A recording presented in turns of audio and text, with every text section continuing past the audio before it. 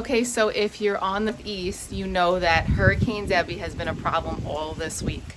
So basically, I am in North Carolina right now. We are under a tornado watch, and the farm has had flooding this week. There's a lot going on, so I just want to update you on what's going on in my life and at my flower farm. Okay, everybody, so I'm on my porch in North Carolina. I guess I can take this down now. And I'm going to give you some updates about the flower farm. I haven't been there in about 10 days, so I had somebody running it for me, and it's been also being self-run this week. Okay, so let's start back last week. So last week, the week started, I guess, off to a good start. On Saturday of last week, I had my employee working the farm, and we made a lot of nice money. It was a great day. It wasn't too hot. People really enjoyed picking the flowers. On Sunday, well, actually Saturday night, my employee messages me that she's not going to be able to come. Something last minute happened, and I said, sure, no problem, because I have 4 other people who I can call. So I called and texted my 4 other employees to see if they could come to the farm on Sunday, and not one of them was available. Okay, so I started to freak out. It was Sunday morning at 9 a.m. and the farm was opening 2 hours, and there was not going to be anybody there working the farm. And it was going to be a nice Sunday. The weather was going to be nice, and there was no one there. So after some freaking out, I decided to just post it and be transparent to everybody on social media that nobody was going to be at the farm. It was going to be a self-serve picking day. And I made the image, the graphic, and I'll show it to you right here. And it basically said that self-service today, hours open, you can pay either Venmo or exact change. So the day went on, I said, message me, call me, put my phone number if you need anything. And I did not get one phone call. People were amazing. On the Venmos, they even wrote how much, what they were buying, what they purchased, if they had a coupon. Some of them had to Venmo extra money. They had cash, but then had to Venmo, so they explained it in the Venmo. It was absolutely perfect. Like, it couldn't even have wanted it that perfect. So it went off without a hitch, which really is amazing, and tells you that this type of model, even on a busy day where I probably made $500 that day, people just were honest. They did it themselves. Everything was right there, the water, the scissors, the mason jars, and they were able to go out and pick in the field. I think I had maybe one person call me if it was no one was there, and they showed up and they said, are you open? And we explained to them, yes, we're open, self-serve. And they were like, oh, great. And they just went out. We got the Venmo payment, or they put money in the lockbox. So that made me feel a lot better about the whole model. If somebody isn't there, the farm is going to run itself, and that went really well. That's how the week and went. And then the storm started to roll in. So Debby started out in Florida, and actually before it even hit, it hasn't even hit Long Island yet, my flower farm, and there were severe storms just out from the Midwest coming in, and they produced a lot of flooding, a lot of wind, and my farm did really well. Everything looks okay. Probably there was some flooding. I know usually the flooding happens in the entranceway more than even the flowers. So that was the extent of the damage. I probably lost an umbrella, but the flowers are okay. In North Carolina, we're waiting here. We are like T-minus 2 hours until the worst of it comes. And actually we are under a tornado watch. It's strengthened, and there was a tornado probably 2 hours south of us that destroyed houses and a middle school. So it's actually some severe storms in Debby's path. So this is our first experience in a hurricane in North Carolina, and it's kind of scary. And we were supposed to leave today to drive back to New York, but we decided to just wait out the storm for 2 extra days and then go north on Saturday. I'm missing a reunion of friends who we haven't been all together in like 5 years, and I was supposed to get there for Saturday, so I'm not going to make it. So I'm kind of sad about that, but we figured let's just wait here. It'll be safer, and make sure that the house is okay. So I just want to show you guys my really pretty crepe myrtles in North Carolina before probably the wind knocks down a lot of the flowers. As you can see, some are already down a little bit. So I wanted proof that I had these gorgeous crepe myrtles. So there they are. Okay, so I realized I didn't update you with the week of what the sales were during the week at the farm. So because it was rainy and floody, I didn't get any Venmos basically Monday, Tuesday, today, Wednesday, and today's Thursday. Maybe one. So I'm assuming people didn't want to come unless they all paid cash. I have to check the video camera and see, but it looks like it was not a busy week. So in my calculations, I always plan that there are 2 full weeks where people are not going to come to the farm because of weather. So this would be a week of people not coming to my farm, which is allotted for in like my calculations of my, I need to make $2,000 a week. I need to make that for 11 weeks and it's a 13-week season. So I always allot 14 days where I'm making no money, just so you guys know how I do my calculations out. So yeah, so there hasn't been a lot coming in this week and that's okay. It happens and we'll keep updating you on that. Okay guys, so we made it back to New York, back to the flower farm, and everything is looking okay. I'm gonna go over why I said everything's looking okay. There's some things that I'm not happy with, and I'm gonna explain that. Our water is back, we fixed the hose, so that's good. So I'm gonna go back here and I'm looking at my zinnias right now, and you might think they look okay. I know what they looked like last year, and compared to last year, I would say that this farm looks like it is not August 9th, it looks like it's September 9th.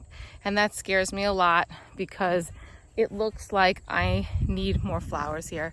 So this is the row of zinnias that I'm talking about. And last year, I'll try and post a picture up of what it looked like last year. It was absolutely beautiful. My ageratum, there was just purple everywhere. It was really beautiful. And even though it looks like there's a lot of purple, there's a lot of dead heading that I had to do, and I actually already did a lot of dead heading in the row. So let me turn the camera on. So this is the row of zinnias, and these are the Oklahomas. And you see some color, but last year that was just packed with color. It didn't look like this. And last year, these ageratum were just purple everywhere. And now there's a lot of dead ageratum that needed to be deadheaded. So I did that. It's still not looking good. Okay, so I'm walking to the back of the row. If you remember in my other videos, I had Benary Giants here. Let me turn around. Where I direct seeded them in this row back here. And they didn't take, not once, not twice, it took 3 times to direct seed them, and they finally took some of them. And actually, a lot of these plants that are here, I transplanted from the cottage garden because I didn't have healthy ones. So this is a mess back here. There's like not a lot of flowers. I'm just gonna pan the farm right now with me, and you're gonna see what it looks like.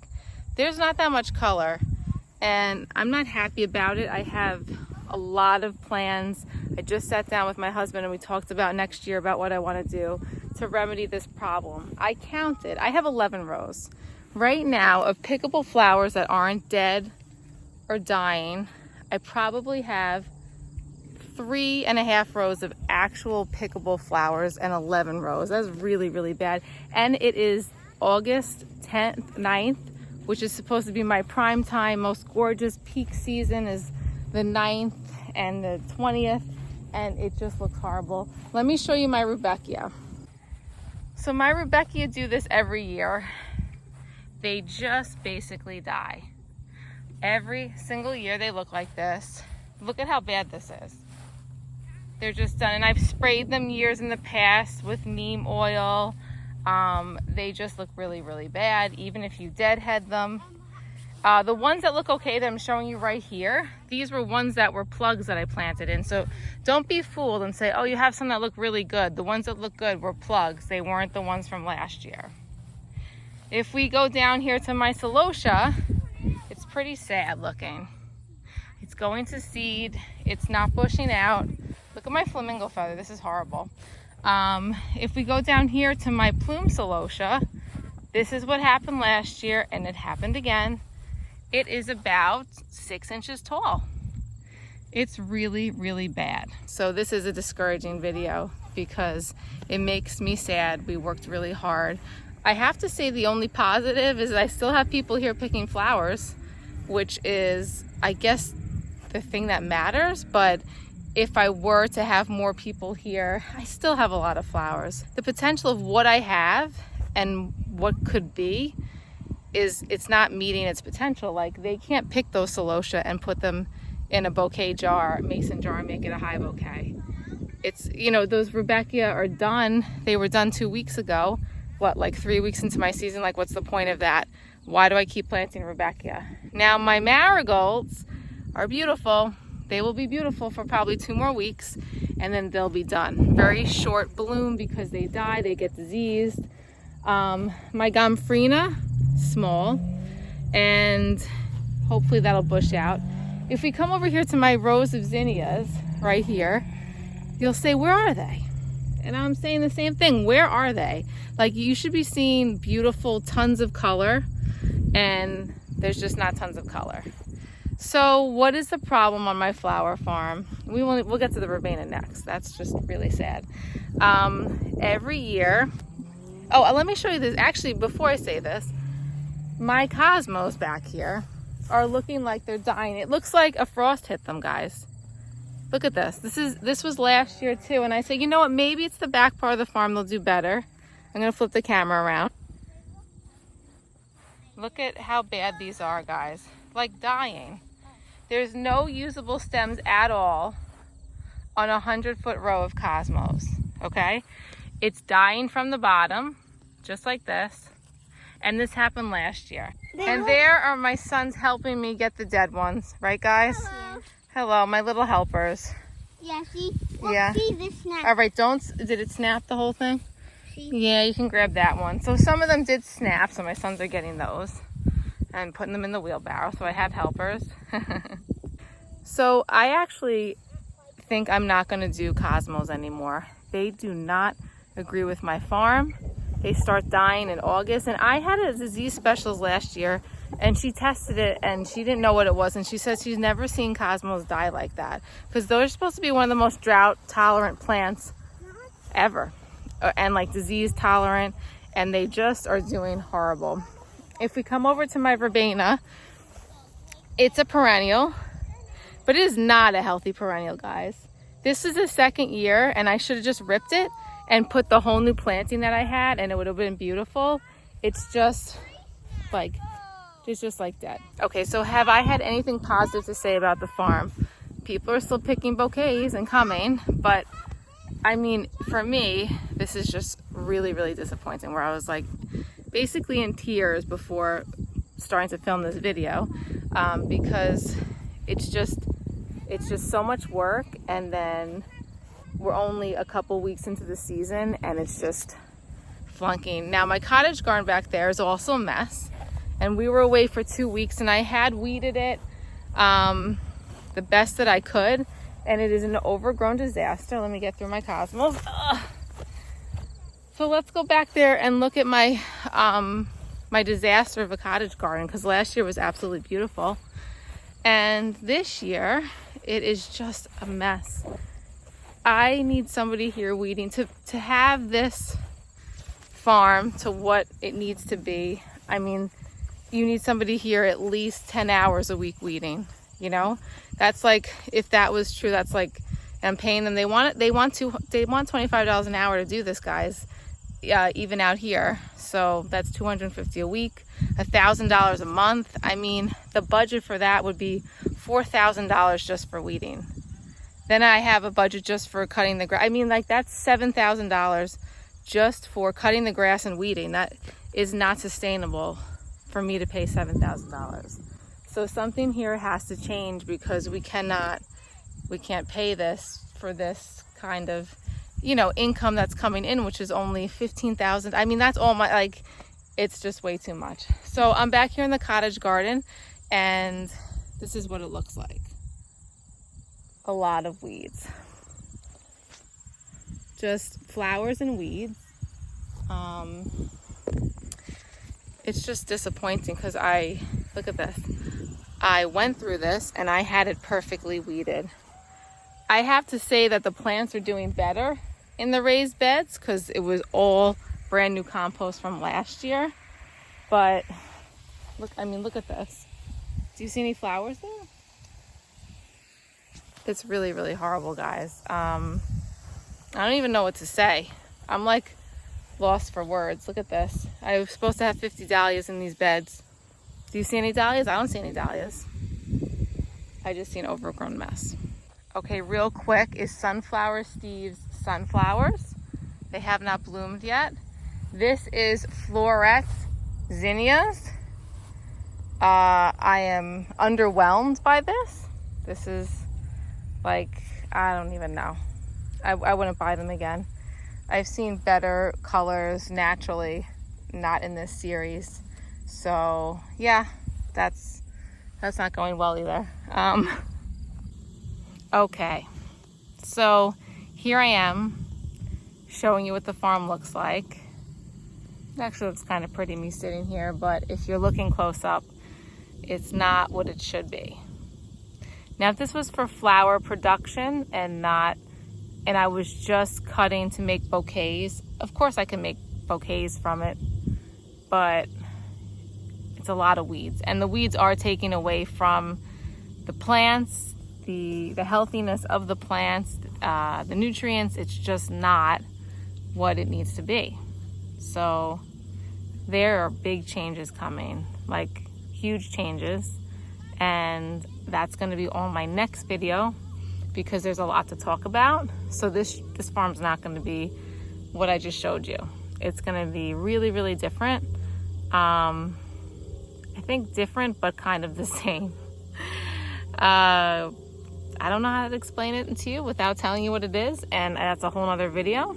So check me out in a little bit with the video of what we're going to try and do next year to fix the problem of watering, weeding. How can you fix a problem with that many things wrong? I may have the answer, and I will tell you next time. All right, guys, so we're back in New York. We'll be at our flower farm for another 5 weeks, and then we're headed back to North Carolina. If there are flowers left when we leave, which I don't even know if there will be, 4 more weeks here, these flowers are not looking good. I might have to close the farm down, which would cut hugely into the profits, which would cut into everything we're trying to do here, which is trying to at least break even on the farm this year. So that is that for the video. We hired a PR firm this year, and I was excited about it, and we paid a lot for the first month. And unfortunately, we have not made anything more than we made back last year and could not afford to do it another month. And that's sad that didn't do anything, because that was like my Hail Mary pass to do a PR push, and it didn't work. So I'm sorry this was such a negative video, and the only positive I can say is that I think we're going to try it next year. Who knows, maybe at the end of the day I'll go home crying and say maybe we won't try next year, but for now I have a plan, and I want to see what you guys think about it, because it's interesting. All right, I'll talk to you next time, guys. Thanks for watching.